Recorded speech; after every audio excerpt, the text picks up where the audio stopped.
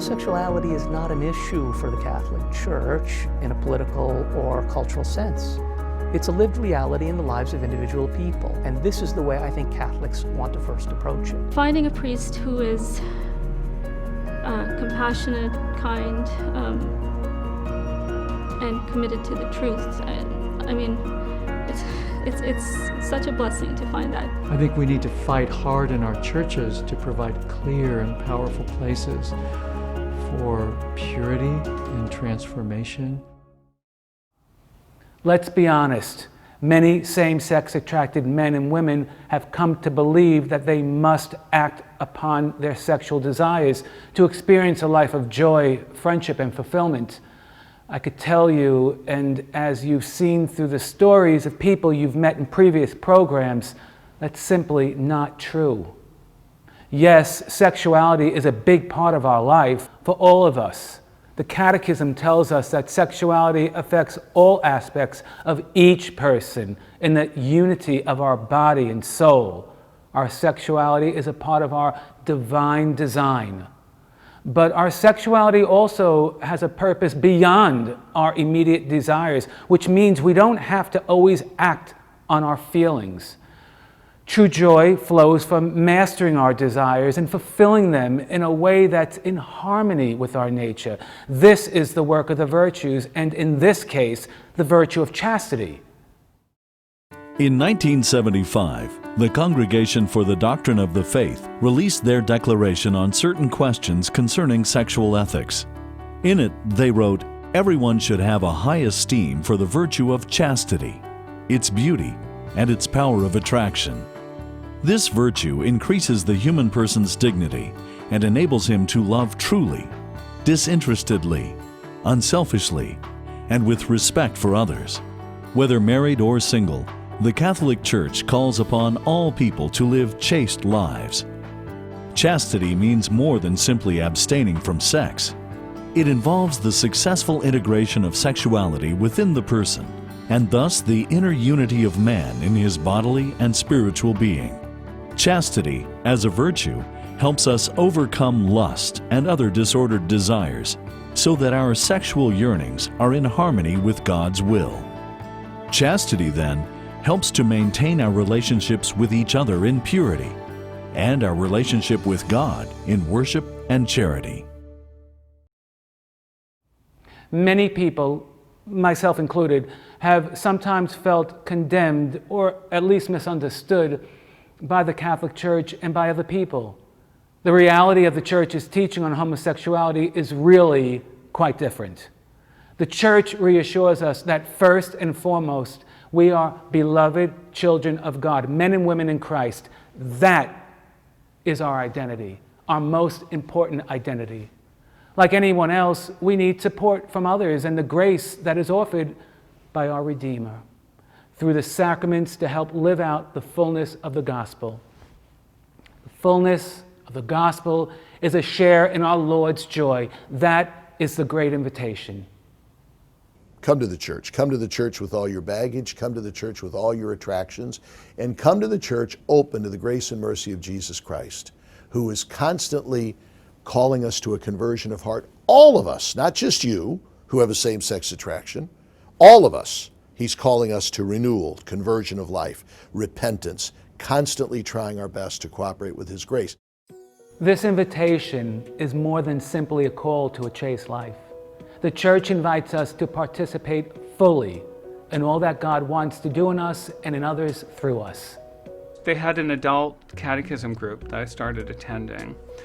And I would tell my friends about that, and my gay friends about that. And they thought they were I told them in a very happy, full of joy.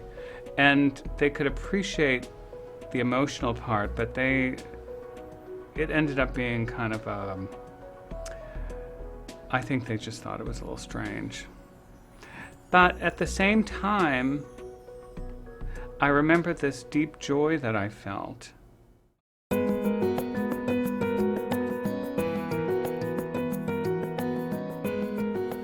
Anyone with same-sex attraction, or any other issue for that matter, wants more than anything else to find encouragement, understanding, and direction For the Catholic, a parish priest can fill this critical role. It's intimidating to meet with a member of the clergy or walk into the confessional and reveal this part of our life. There is always a fear that we might encounter condemnation or, at the other end of the spectrum, misplaced compassion, that what I'm doing or tempted to do is okay. What we really need is someone who is willing, as St. Paul says, to speak the truth in love, letting us know that chastity is a part of the good news and that it's possible to live. Finding a priest who is compassionate, kind, and committed to the truth. I mean, it's such a blessing to find that, because there are often priests who they're so desirous of being compassionate and loving and accepting that maybe they won't tell people the whole truth about what the church really teaches. You know, everybody's made in the image of God, so that's the way I try to treat everybody as an image of God. Made in the image of God. To be told by a priest that, despite my same-sex desires, I'm created in the image of God, puts me on a new journey, a journey toward discovering my real identity, that I'm not merely defined by what I do. But sometimes a priest can try to make us feel good about ourselves rather than telling us the truth and encouraging us that there can be more, much more to life. We have to deal with the reality that in our society, having discussions about homosexuality from the point of view of whether or not it's good for a person and whether or not a person can not act on a homosexual desire, it's hugely politically incorrect. You know, there's a huge amount of defensiveness. I think that it's more of a situation that it's not that the priest doesn't agree with the church's teaching, but is so moved by the struggle and the suffering of the individual who is trying to deal with this in their life in a very real way, that their heart kind of overshadows or overpowers what they know in their mind is true. And in order to talk to somebody who's struggling with their same-sex attraction and to talk about the church's teaching, it takes time, it takes effort, it takes knowledge. Encouragement and consent may feel like the right thing to do when someone shares his or her attraction to the same sex. Most of us want to make the other person feel okay about their behaviors. But if these actions put us at cross purposes with ourselves, with our natural design, this needs to be told to us. If it's not, we call this misplaced compassion. It's not going to really help us, and honestly, it sets us off course. The most compassionate thing that a priest can do is to speak the truth with love and to say, all right, you can't go back to that, and there are things that we can talk about to start out, you know, with some perspective on how not to go back to that. And here's some information about courage, which can support you if you're going to make that decision. You know, priests need to tell men, and I presume women too, indeed, that they are not doomed to continue doing what they're doing. If the priest is to help them, he's to tell them things that they can do. For most of us who experience same-sex attraction, the journey back into the church and into the love of God begins with leaving a life where we are satisfying the desires of the flesh, where we are sexually active or entertaining a fantasy life. So the sacrament of penance is a starting place, not only for a life of chastity, but also for a life of charity, where our love for God, others, and self can take root. I think it's reassuring when we go to confession to hear the priest confirm that what we believe is wrong is in fact wrong, and then tell us that God's grace is even still at work, having brought us to the confessional in that moment, and now a deeper conversion of heart is about to begin. That's a very refreshing message. But I think from the pastoral standpoint of the church, we have to be careful that we separate the behavior from the person, lest that message be heard as, you are the people who are destroying society. It is your life that is repugnant. That's not the message of the gospel. No one is ever outside the reach of God's grace. That is a liberating idea for anyone who is seeking help from Christ and His church. This is the message of hope that needs to come to those who experience same-sex attraction and desire to lead a fuller, richer, and more Christ-centered life.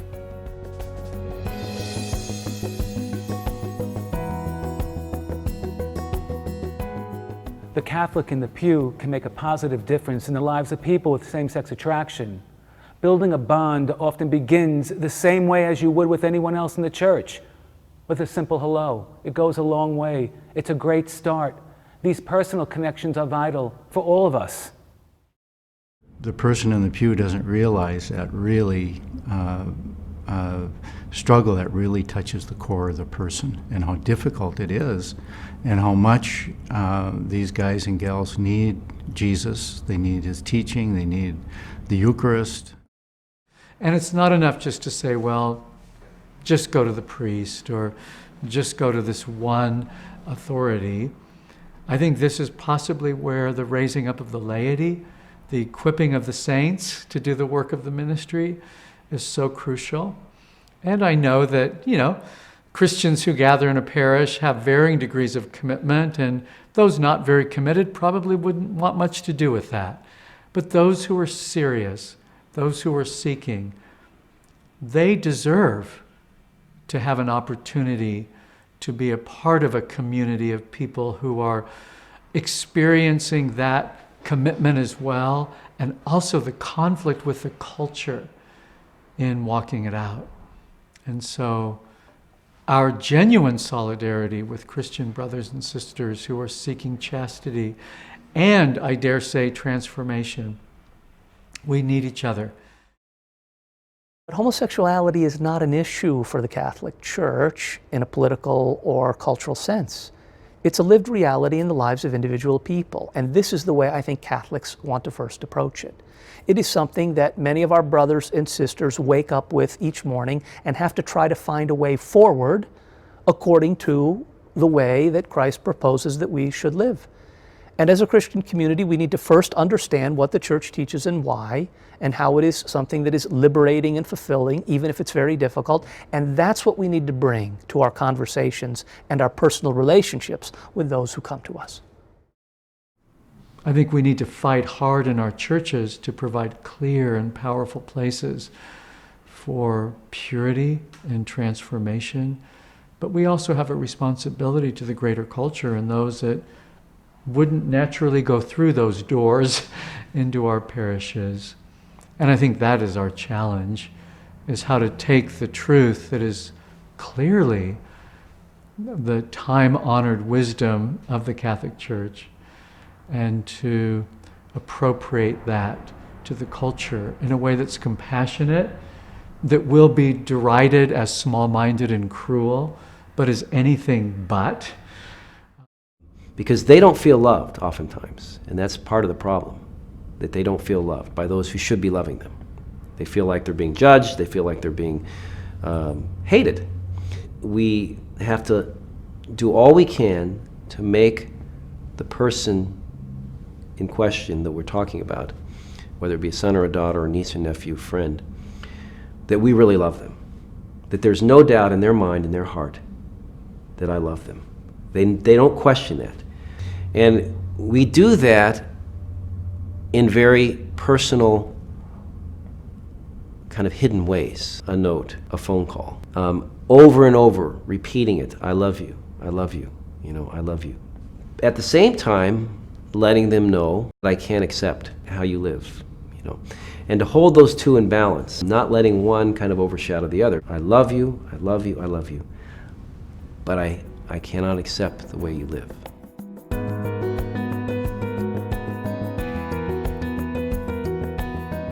Many years ago, His Eminence Terence Cardinal Cook of New York understood how important it was to get an authentic message of love to individuals in the homosexual culture.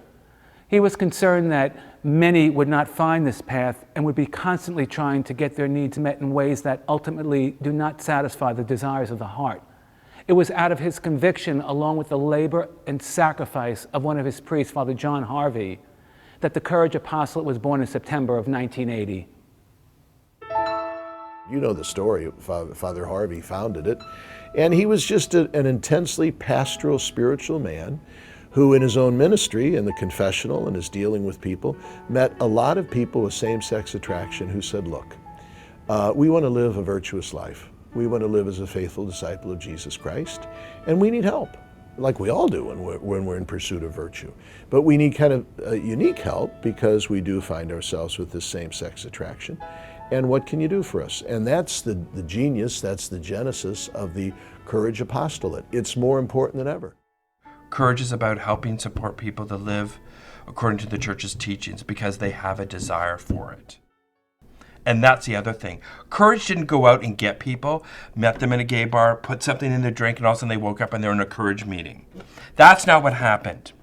People came to Courage because they had a desire to change. They had a desire not to change orientation, but to change and to follow the church's teachings, which is about living a chaste life, not about getting rid of your same-sex attraction. That's not what it is about. Chastity is freedom. It's not just what I'm not doing. It's not just about celibacy or abstaining from sex. It's more than that. The virtue of chastity helps maintain the God-given order that's written upon our hearts. This is what leads to lasting, fulfilling relationships. It leads to a sense of peace. It's a journey, it's a process where we move from a sort of white-knuckled chastity to, by God's grace, chastity of the heart.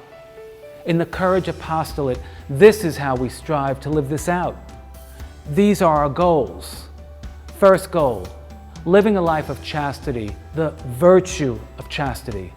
Next, dedicating our lives to Christ through service to others and spiritual formation. Third goal, maintaining godly fellowship. Fourth, with this fellowship, we need support, which comes through chaste friendships, encouraging each other on our journey through life. Fifth and final goal, serving as a good example and role model for others to follow. This is all part of a spiritual plan. Summarize it, to develop a life of interior prayer with Christ. I say interior prayer, that in your heart, in your mind, your heart, you have a life of prayer going on with Christ. I don't mean praying every moment, but early in the morning or in the evening. So that when temptation hits you, you have something to rely upon, to fall back upon. What I'm always so thrilled to see when people kind of make their first contact with Courage and they realize I'm making friendships and I'm forming relationships that are not based on sex, that are not based on how I look or whether this person is attracted to me or what this person is trying to get from me or what I'm trying to get from him, but that are genuine and real. And it's you can almost visibly see the burden lift, as people say, there's more to relationships than what I've seen before. There's this whole level of love that's real and true and genuine and doesn't matter. It's not based on how I look or what I'm willing to do.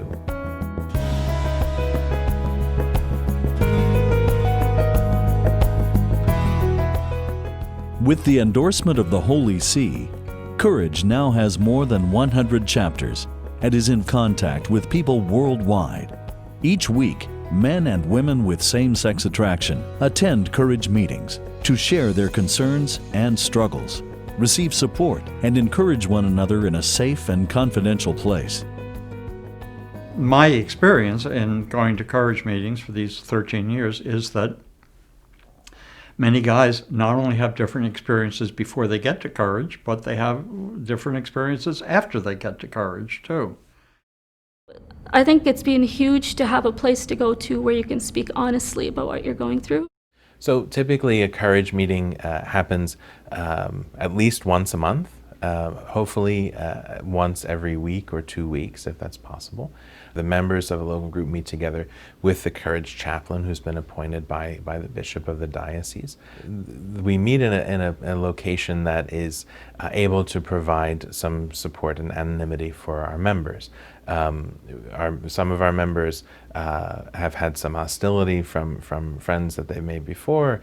There are people in the homosexual community who are not supportive of what Courage is trying to do.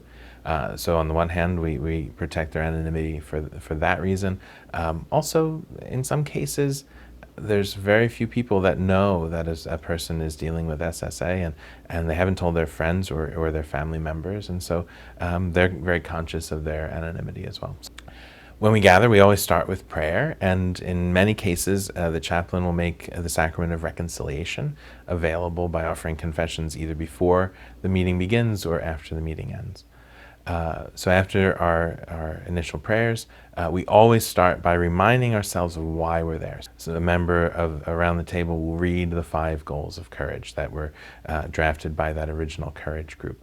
So many times people don't feel a conscious control over how homosexual attractions and feelings affect their lives. It's a process of handing that over to the Lord and with His grace, changing the things about our behavior that are possible to change. Once we've done that, there's usually a chance to just kind of share with the group what's going on. In our group, we call it checking in. We go around the table and we just invite each member for 2 or 3 minutes to just say where they're at. I'm coming tonight with joy because I had this experience in my family this week, or I'm coming tonight a little apprehensive because I've been dealing with a lot of temptations, or I'm coming with mixed feelings because it was a rough week in terms of trying to live chastity, but I was able to go to confession. So all sorts of things, just being honest as friends about where we're coming from and how we're feeling.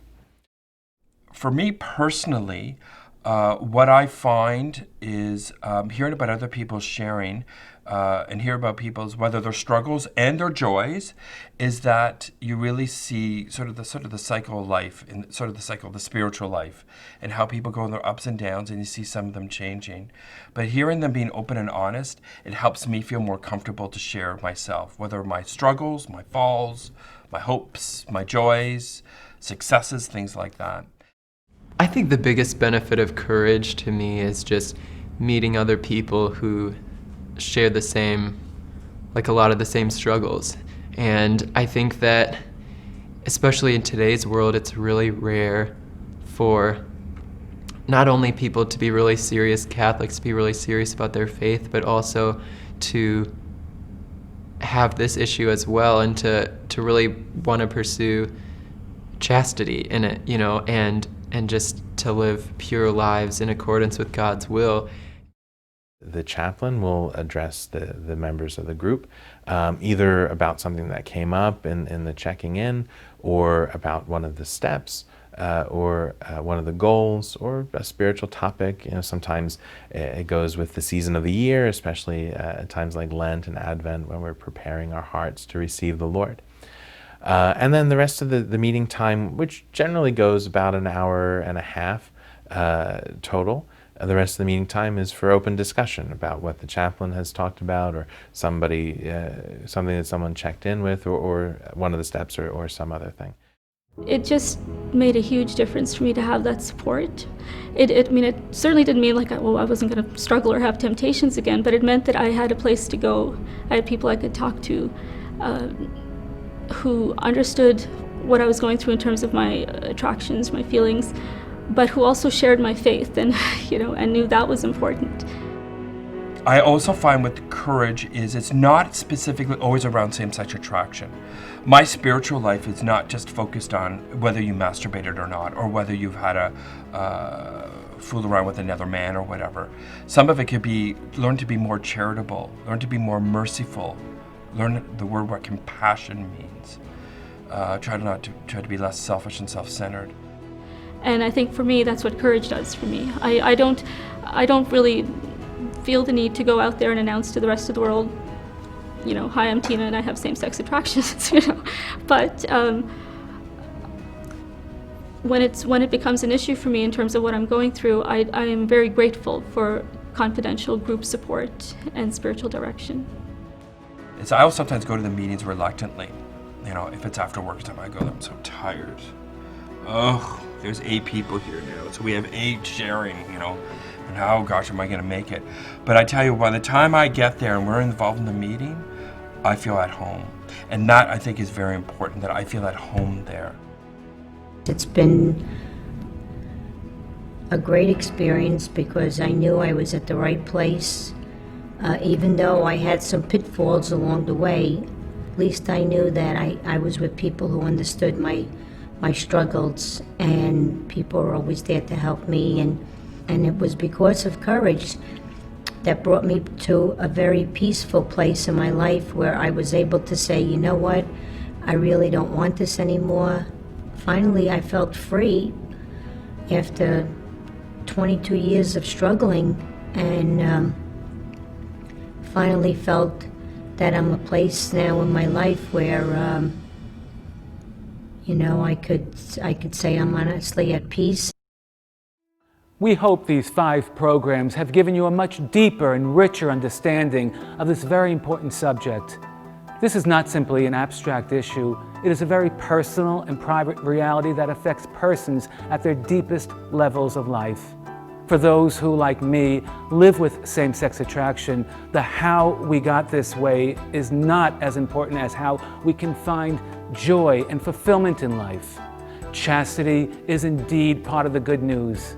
Our faith and our church play a critical role in directing and guiding us on our faith journey.